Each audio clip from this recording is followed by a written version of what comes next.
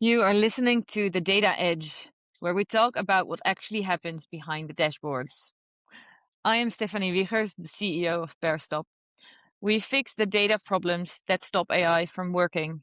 Think messy asset registers, unclassified spend, maintenance data that no one trusts. Today, I am joined by Joe Turso, the CEO and founder of Hivepoint Group. Joe has spent his career in managed technology services and is now building an AI operating system for businesses, starting with a real business problem and creating structured context around data governance to actually solve it.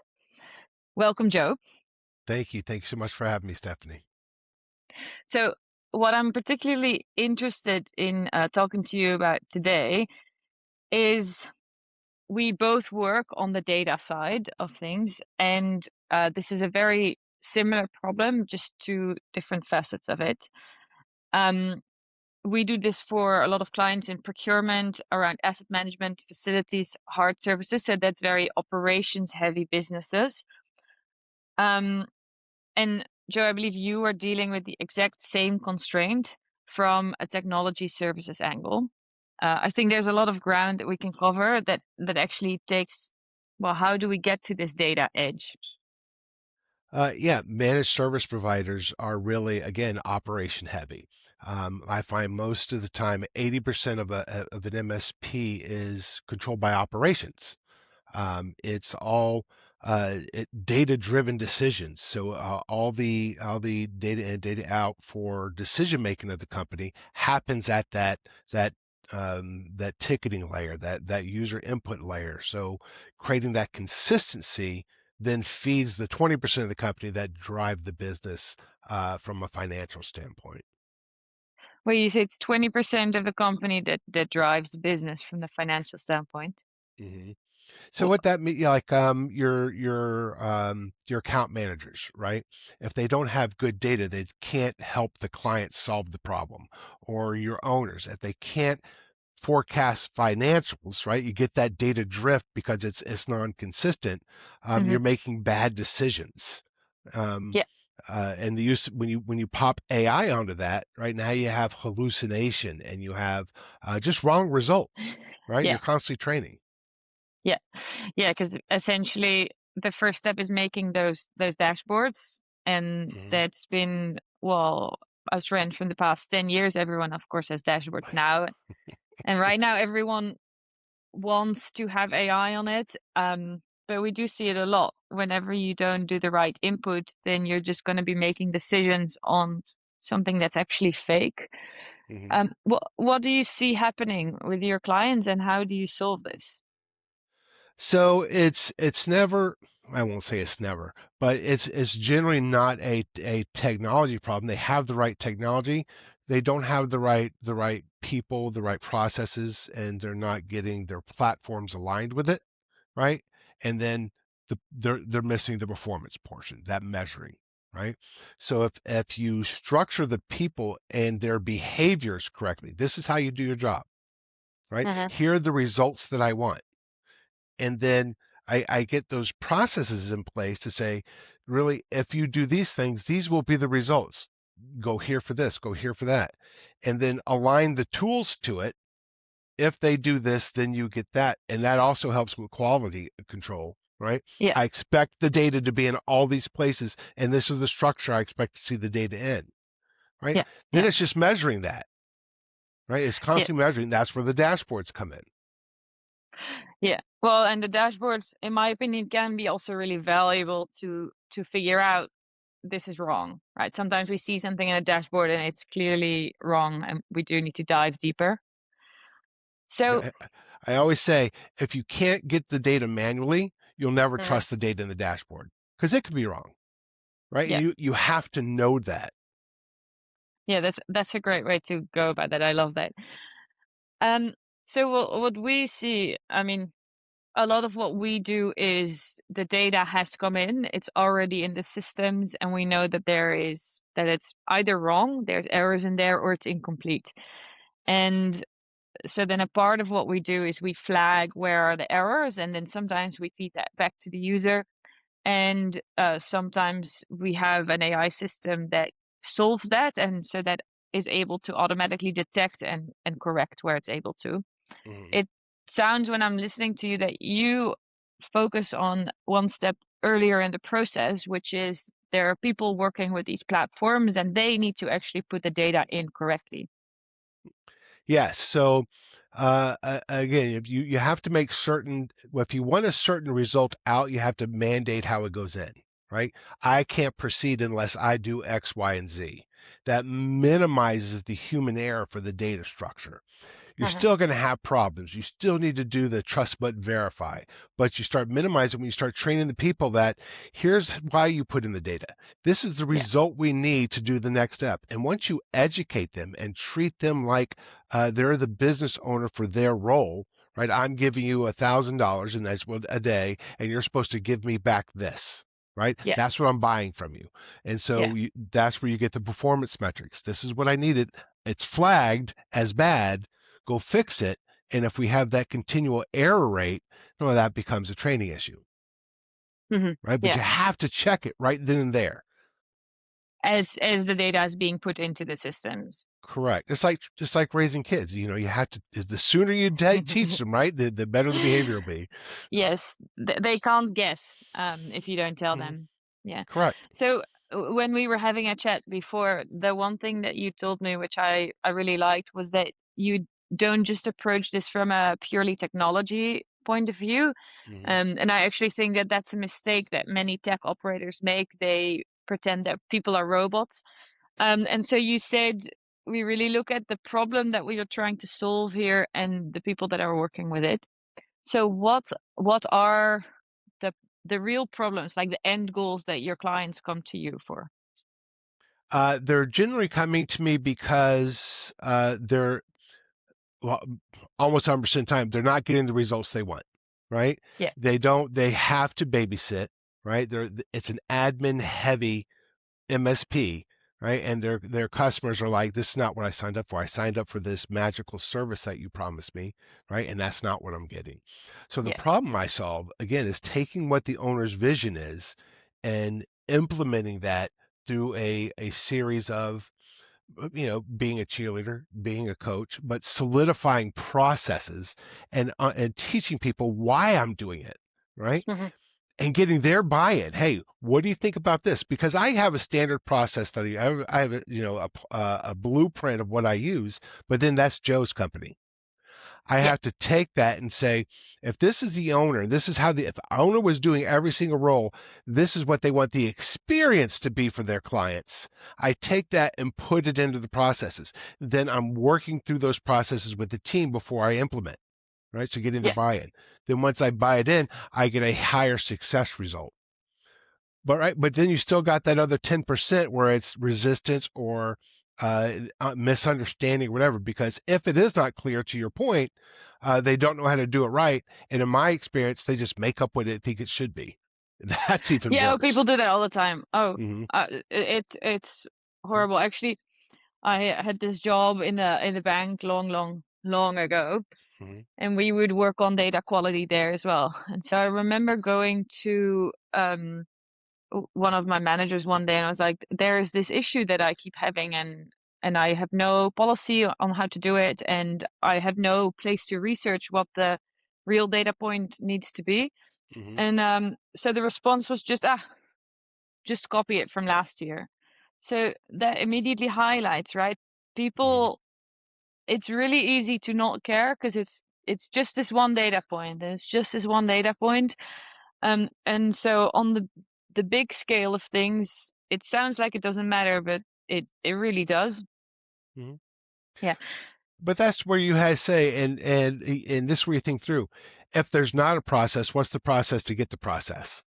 yeah, Right? yeah, I don't have this. What should I do next? Well, this is the people that I should go to. And these people understand the data point, why it's important. So this is how we're going to do it. Because my one of the training things is if you're doing the same thing that you were doing 6 months ago, especially in the MSP space, you're doing it wrong, yeah, right? You're absolutely. not Well, growing with your company.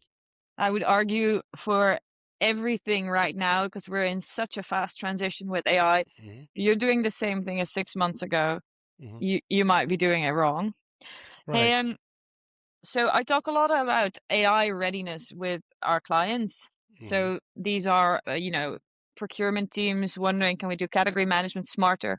Asset managers that are looking to get insights of like, this is all we have over all of our clients, and can we now leverage this AI for some big data analysis?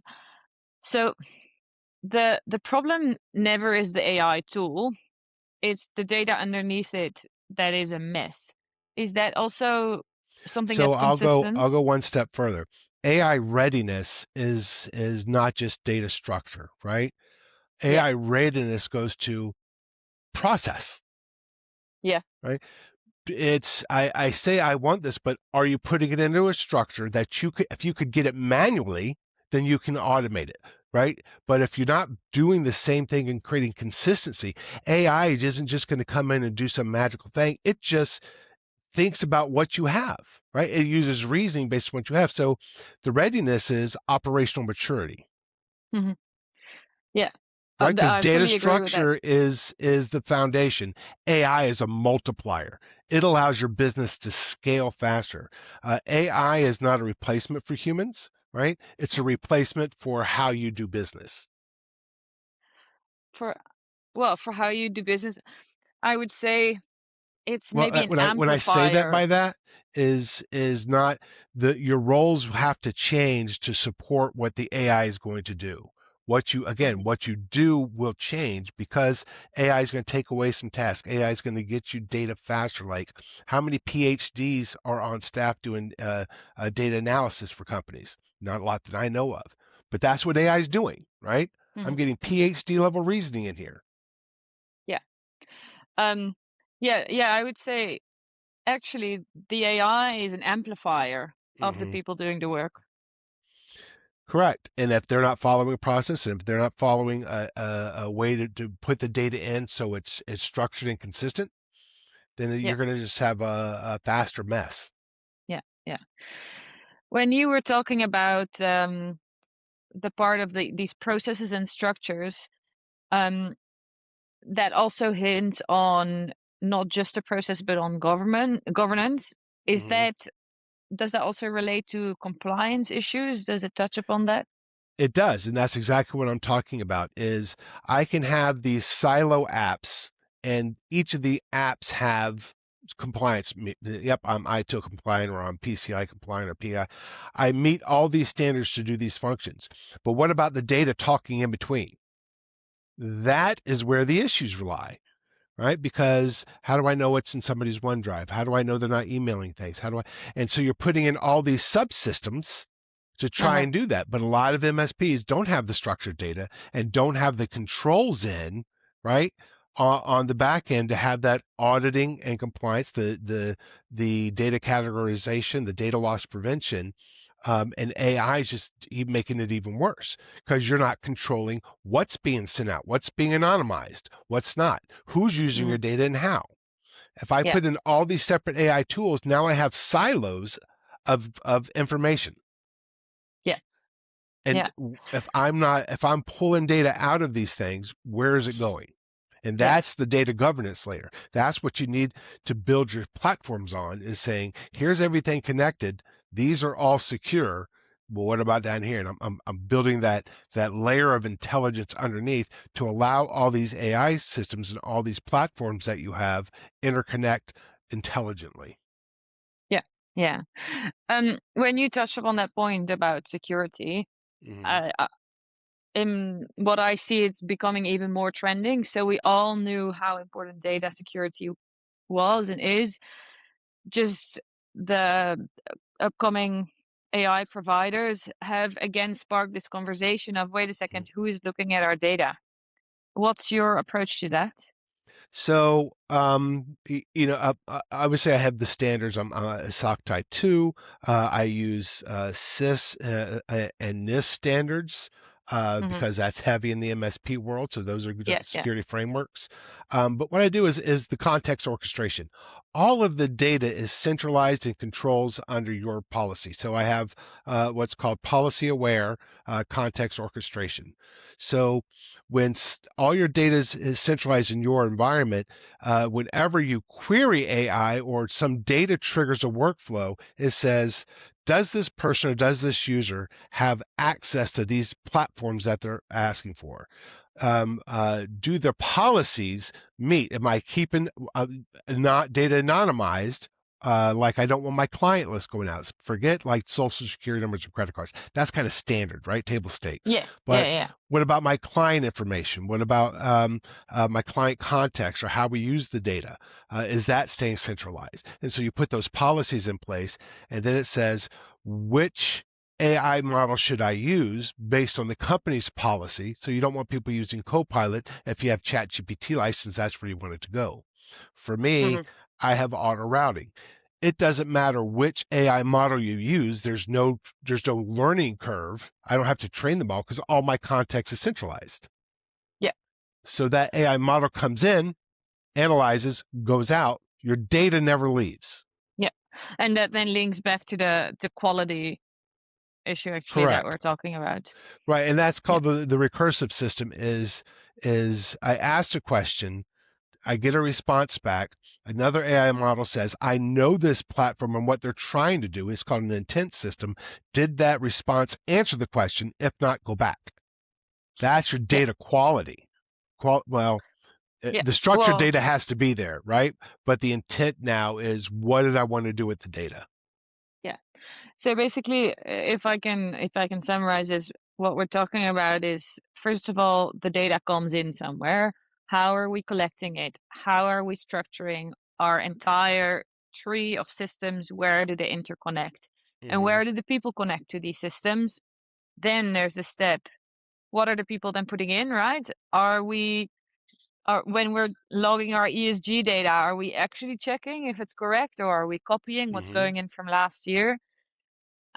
Is it complete or did I get distracted? Did I get a cup of coffee and then clicked save and never looked at it again? mm-hmm, Um, and then of course the last step is our quality up to standards? Is it mm-hmm. the spelling correct? Is everything that we've put in now ready to make those dashboards and drive those insights?